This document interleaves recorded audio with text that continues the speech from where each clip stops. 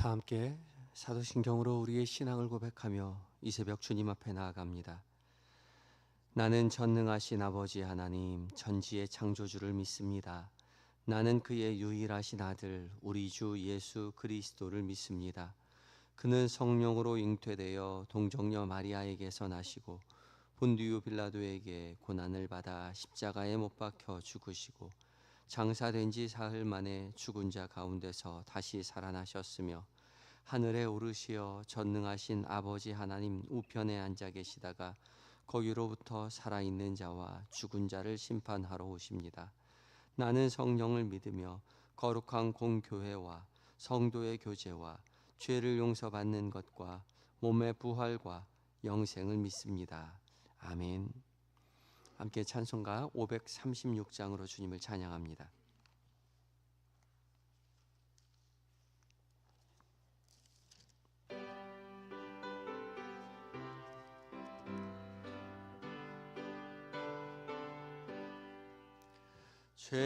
죄짐에 눌린 사람은 다 주께 나오라.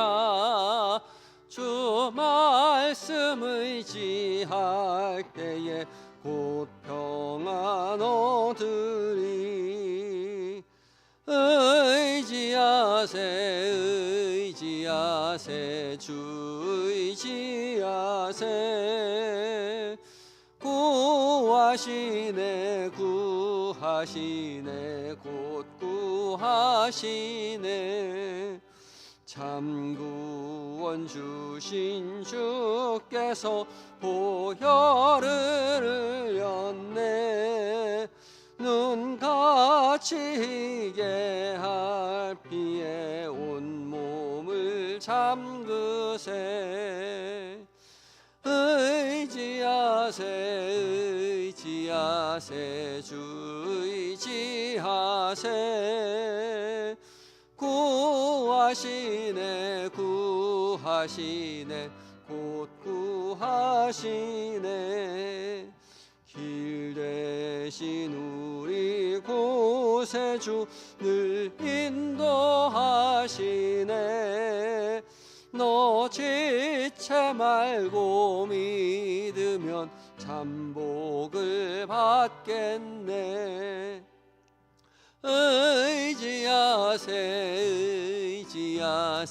주 의지하세. 구하시네 곧 구하시네.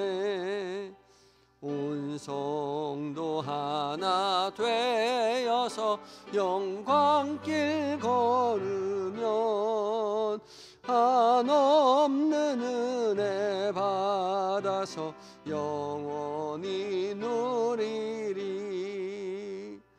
의지하세 주 의지하세. 구하시네 곧 구하시네. 아멘. 기도하시겠습니다. 사랑과 은혜가 충만하신 우리 주 여호와 하나님, 지난 간밤에도 우리를 주의 품 안에 품어 평안히 쉬게 하시고 이 새벽 새로운 한 날 주시고 주님 앞에 나와 기도하며 말씀 앞에 귀 기울이며 하루를 시작하게 하시니 감사합니다. 주께서 부르신 줄 믿고 주의 음성 듣고저 우리 모두 말씀 앞에 섰사오니 세상의 소음이 아니라 조용하고도 선명한 주님의 음성을 우리의 귓가에 듣게 하여 주시옵소서. 우리 마음 가운데 주의 음성 새기어 그 말씀 마음 가운데 묵상하며 그 말씀으로 인하여 승리하는 한 날 되게 하여 주시옵소서. 우리를 사랑하셔서 우리와 늘 함께 하시며 우리를 구원으로 인도하시는 예수님의 거룩하신 이름으로 기도드립니다. 아멘.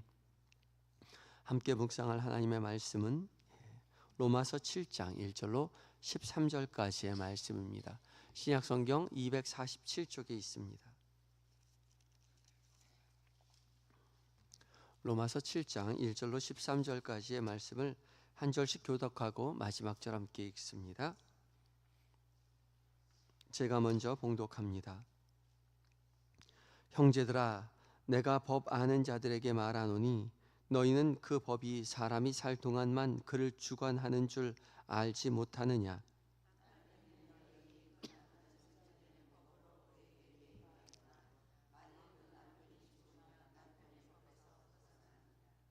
그러므로 만일 그 남편 생전에 다른 남자에게 가면 음녀라. 그러나 만일 남편이 죽으면 그 법에서 자유롭게 되다니 다른 남자에게 갈지라도 음녀가 되지 아니하느니라.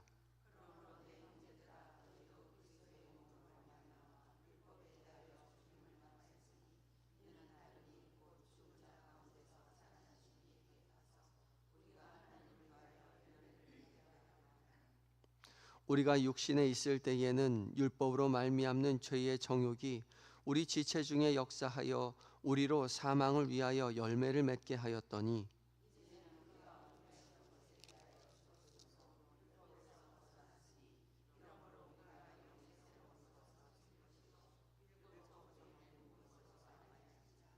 그런즉 우리가 무슨 말을 하리요? 율법이 죄냐? 그럴 수 없느니라.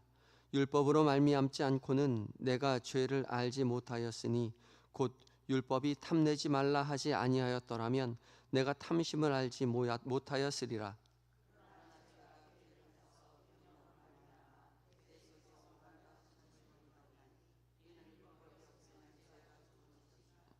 전에 율법을 깨닫지 못했을 때에는 내가 살았더니 율법 계명이 이름에 죄는 살아나고 나는 죽었도다.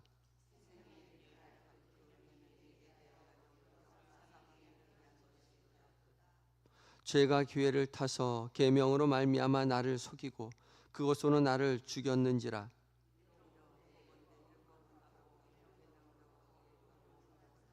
함께 읽습니다. 그런즉 선한 것이 내게 사망이 되었느냐? 그럴 수 없느니라. 오직 죄가 죄로 드러나기 위하여 선한 그것으로 말미암아 나를 죽게 만들었으니 이는 계명으로 말미암아 죄로 심히 죄되게 하는 것이라 하며 함이라. 아멘. 이것은 하나님의 말씀입니다. 이제 에바다 찬양대가 하나님께 찬양을 드리시겠습니다.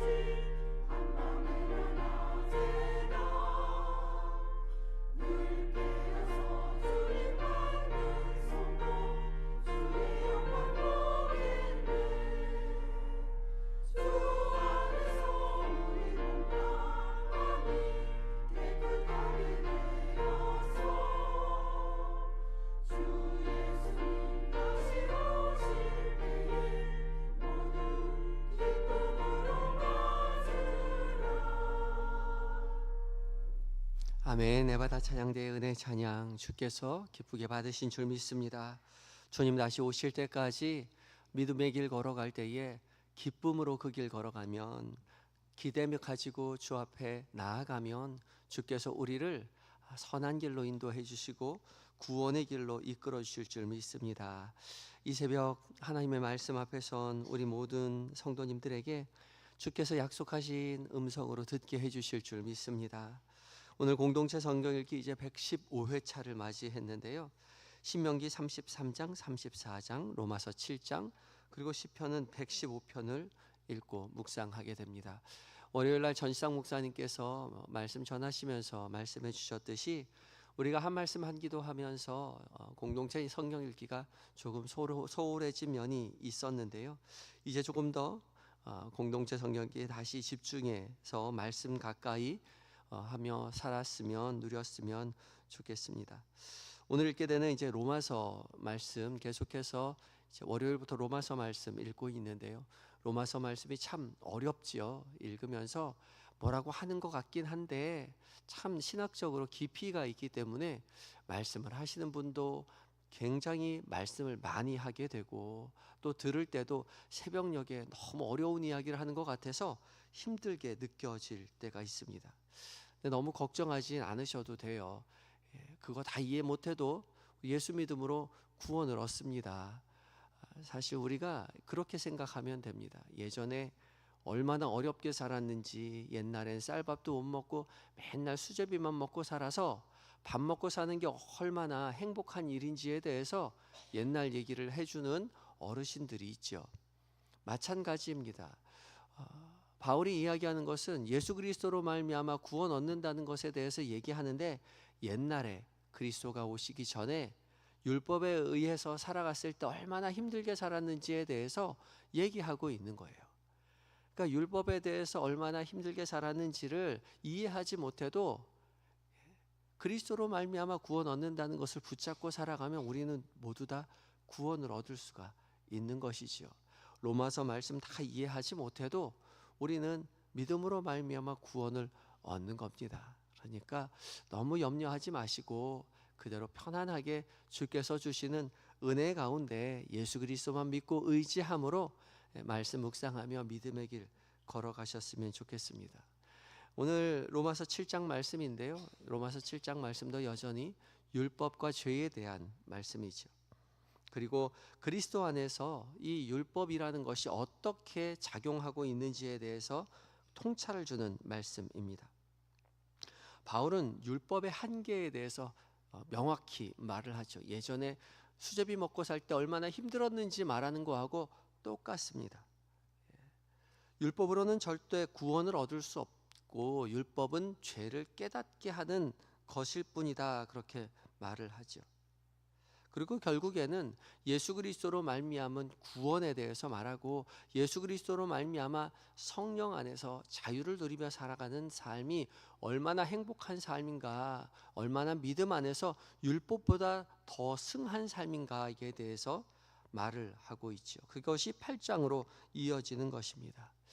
오늘 이제 1절부터 13절까지 말씀을 읽었는데 1절부터 13절까지의 말씀은 1절부터 6절까지의 말씀과 7절부터 13절까지의 말씀으로 나뉩니다.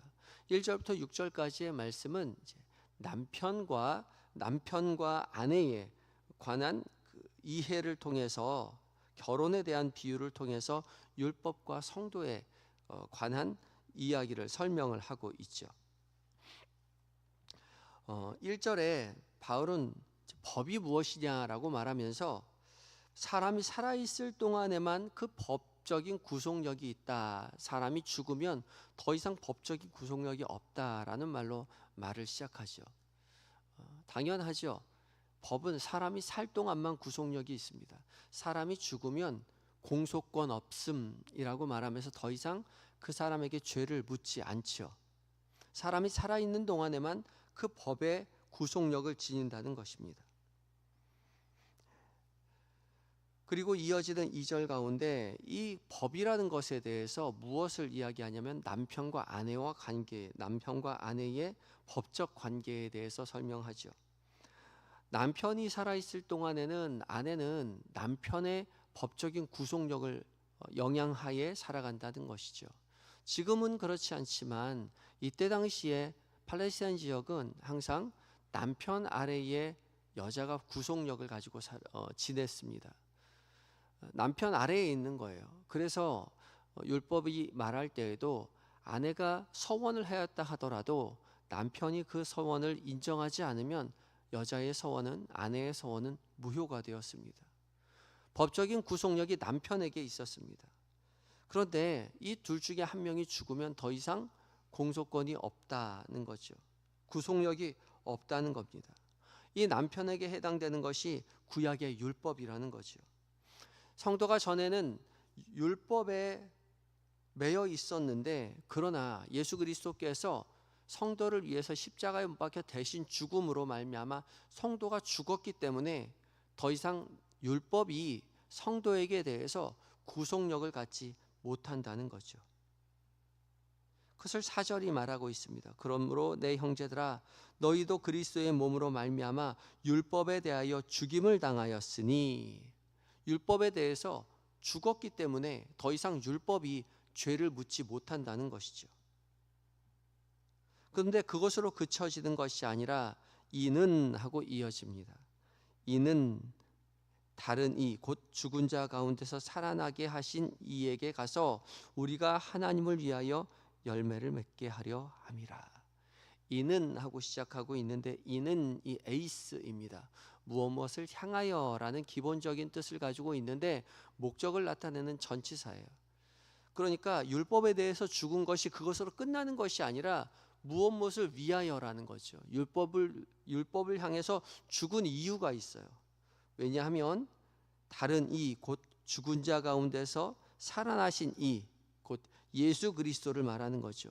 예수 그리스도에게 가서 우리가 하나님을 위하여 열매를 맺게 하기 위함이다라고 말하는 것이죠. 그러니까 율법에 대해서 죽은 것은 예수 그리스도를 위하여 살아감으로 하나님께서 기뻐하시는 열매를 맺게 하기 위함이라는 것이죠. 그래서 우리는 이제는 율법의 아내가 아니라 그리스도의 아내가 되었습니다. 예수 그리스도와 연합하여 하나님을 위한 열매를 맺는 그리스도의 아내가 되었다는 것이죠. 그리고 6절에 나아가면 영의 새로운 것을 섬기는 일을 하게 된다라고 말합니다. 영의 새로운 것을 위한 열매를 맺게 된대요. 이 영의 새로운 것을 위한 열매가 우리 안에서 예수 믿으면 맺혀져야 하는데 그렇게 살아가고 계십니까? 쉽지 않죠. 영의 열매는커녕 우리는 여전히 죄 가운데 살아가는 것 같지요. 우리 안에서 성령의 성령의 열매를 찾아보기에는 쉽지 않습니다. 왜 그런 생각을 가질 수밖에 없는가? 우리는 여전히 죄 앞에 서면 우리의 죄성이 율법 앞에서 당당할 수 없다는 것을 깨닫게 하기 때문에 그렇죠. 그것을 7절에서 13절까지 계속해서 자세하게 설명하고 있는 것입니다.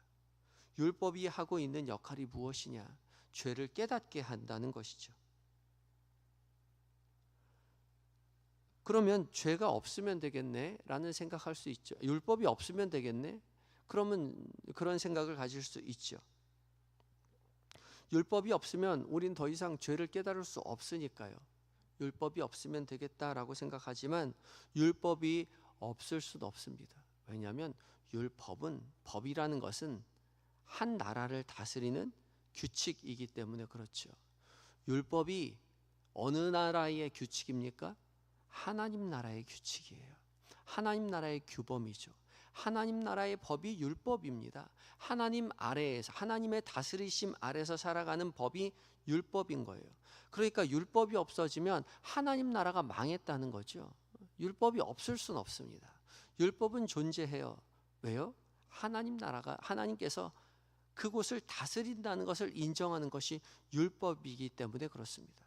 그래서 율법을 비추어 보면 우리는 늘 죄인임을 깨닫는 거죠. 마치 하나님 앞에 서면 우리가 죄인임을 깨닫게 되는 것처럼 율법 앞에 서면 우리는 죄인임을 고백할 수밖에 없다는 것이죠.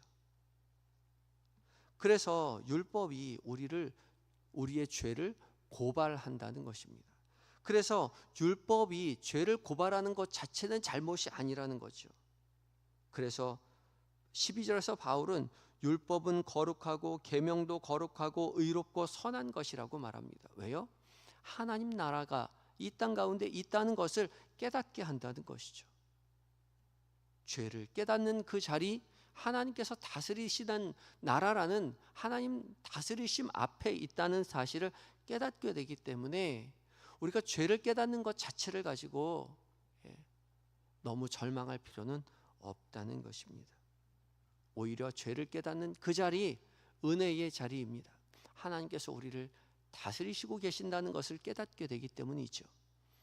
그리스도가 오기 전에는 그 율법으로 말미암아 죄악된 우리가 죽을 수밖에 없는 존재라는 것을 깨달았지만, 이제는 예수 그리스도로 말미암아 우리가 십자가에 못 박혀 예수님께서 우리의 모든 죄를 대신 짊어지시고 죽으셨기에 우리는 죄를 깨닫는 그 자리가 여전히 은혜의 자리임을 고백하게 되는 것입니다. 왜요?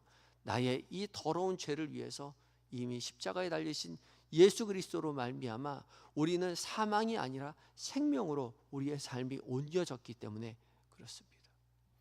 우리는 여전히 죄성을 가지고 죄를 지으며 살아가지만, 그 죄를 지으며 죄를 깨달을 때마다 여전히 우리가 하나님의 법 아래 있는 존재임을 깨닫고, 또한 죄를 깨닫는 동시에 그것이 우리를 사망으로 이끌어가는 것이 아니라 예수 그리스도로 말미암아 은혜의 삶으로 변화되었다는 사실을 깨닫고 믿음의 길을 걸어가는 것이죠.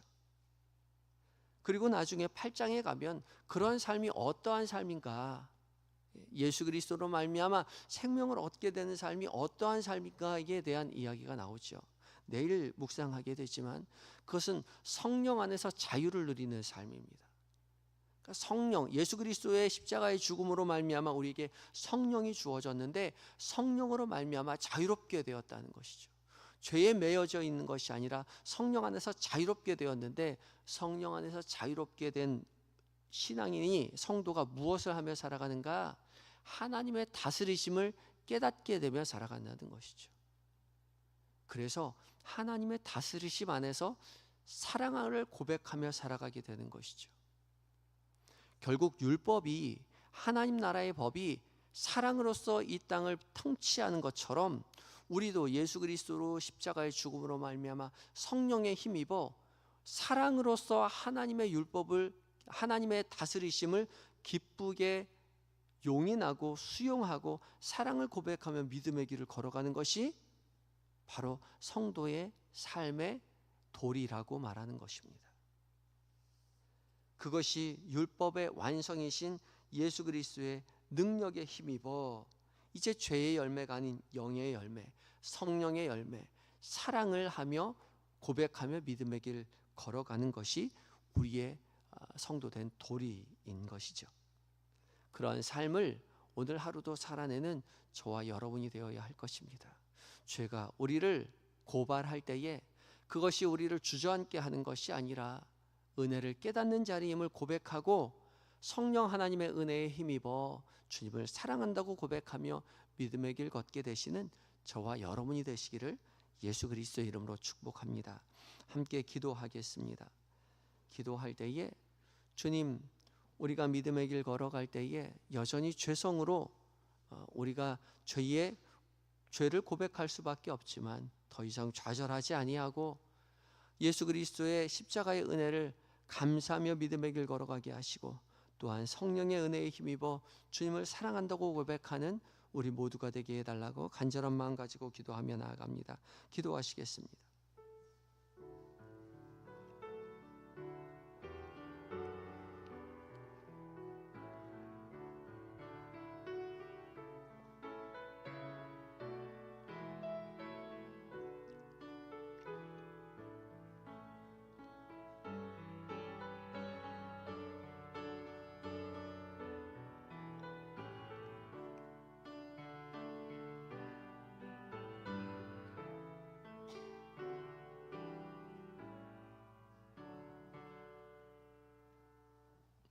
우리를 위하여 모든 것 내어주어 아끼지 않고 우리를 사랑으로 구원하여 주시는 주님, 오늘도 변함없이 그 사랑으로 우리를 깨워주시고 주님의 그 자비로운 말씀을 듣게 하시고 그 말씀 새기어 하루를 살아갈 수 있는 은혜를 허락하여 주시니 감사합니다. 여전히 죄성 가운데 우리의 죄를 깨달을 수밖에 없는 부족한 종들을 기억하시고 주님, 죄를 깨닫는 자리가 은혜의 자리임을 고백하며 믿음의 길 걸어갈 때에 성령 하나님 우리 가운데 함께 하셔서 더 이상 좌절하는 것이 아니라 기대를 품고 주께서 우리를 위하여 십자가에 달려 죽으심으로 우리를 구원으로 인도하시고 그것으로 주님의 사랑을 확증하였듯이 우리도 주님을 향하여 사랑한다고 고백하며 우리의 인생을 내어드리며 우리의 사랑으로 응답하며 믿음의 길 걸어가는 우리 모두가 되게 하여 주시옵소서. 주님, 오늘 곧 계획된 모든 일정들, 만나게 되는 모든 사람들, 그들과 나눈 모든 대화들 가운데 주께서 친히 곁에 계심을 잊지 않도록 주님 도와주시옵시고 우리와 늘 동행하시는 주님을 순간순간 의지하며 지낼 때에 주님, 주와 동행함으로 주님의 평안 가운데 믿음의 길 걸어가게 하시고 저녁 무렵 다시 한 마음으로 품고 기도하는 우리 모두가 되게 하여 주시옵소서. 주님, 오늘 교회 안팎으로 행해지는 모든 사역들 가운데 주님 함께하여 주시옵소서. 오늘 제2여전도회가 야유회를 갑니다. 하나님께서 주께서 베푸신 아름다운 자연을 바라보며 주님 앞에 영광 돌려드리는 은혜의 자리가 되게 하시고 오고 가는 길 안전하게 돌아올 수 있도록 지켜보아여 주시며 한영의 성도들 삶의 모든 자리자리 가운데 주께서 일일이 개입하여 주셔서 믿음의 사람의 모든 삶의 자리자리마다 하나님 앞에 영광을 돌려드리며 하나님을 사랑한다고 고백하는 일들로 가득 채워지게 하여 주시옵소서. 우리의 가족들을 위하여 또한 기도합니다. 우리의 남편, 우리의 아내, 우리의 자녀들, 우리의 부모님 기억하여 주셔서 믿음의 가문 되는 복을 누리게 하여 주시옵시고 우리와 동일한 은혜를 허락하여 주시어서 우리 가운데 역사하신 하나님의 능력을 기쁘게 고백하고 교제하며 함께 찬양하며 함께 예배하는 복이 우리의 가정 가운데 있게 하여 주시옵소서. 몸과 마음이 병들어 신음하는 환우들 기억하시고 특별히 수술로 말미암아 회복 중에 있는 성도들 주께서 일일이 찾아가 위로하여 주시옵시고 치료의 강선 비추어 주셔서 말끔하게 회복되고 건강한 모습으로 주 앞에 가족의 품으로 돌아올 수 있도록 주여 도와 주시옵소서. 주님, 멀리 군에 있는 우리 아들들, 해외에 있는 자녀들, 출타 중인 교우도 또한 주님 앞에 올려드립니다. 우리는 가까이 곁에서 돌볼 수 없으나 주께서 늘 곁에 계시고 믿음의 사람 곁에 붙여주셔서 맡겨주신 사명 기쁨으로 잘 감당하고 안전하고 건강하게 가정의 품으로 교회의 품으로 돌아올 수 있도록 주여 도와 주시옵소서. 이 나라의 민족 주님 긍휼히 여겨 주시옵소서. 정치적으로 사회적으로 경제적으로 어려운 이때에 더욱 주님 의지하오니 이 나라 가운데에 주의 인도하심 속에서 평안과 감사와 기쁨이 넘치는 이 나라의 민족 되게 하여 주시옵시고 이단과 사이비 주술과 술사를 다 멸하여 주셔서 오직 하나님만 섬기는 이 나라 자유 대한민국 되게 하여 주시옵소서. 북녘 땅에 어서속히 자유가 오게 하여 주시옵시고 남과 북이 한마음 한뜻으로 하나님을 찬양하는 은혜의 나라 되게 하시고 교회가 돕고 후원하는 선교사님들 기억하여 주시어서 그 선교의 현장에서 하나님의 살아계시는 역사를 경험하고 증언하는 믿음의 삶 살게 하여 주시옵소서. 오늘 하루를 온전히 주 앞에 의탁드리올 때에 우리의 구원의 이유가 되시는 예수님의 거룩하신 이름으로 감사하며 기도드리옵나이다. 아멘. 하늘에 계신 우리 아버지, 아버지의 이름을 거룩하게 하시며 아버지의 나라가 오게 하시며 아버지의 뜻이 하늘에서와 같이 땅에서도 이루어지게 하소서. 오늘 우리에게 일용할 양식을 주시고 우리가 우리에게 잘못한 사람을 용서하여 준 것 같이 우리 죄를 용서하여 주시고 우리를 시험에 빠지지 않게 하시고 악에서 구하소서. 나라와 권능과 영광이 영원히 아버지의 것입니다. 아멘.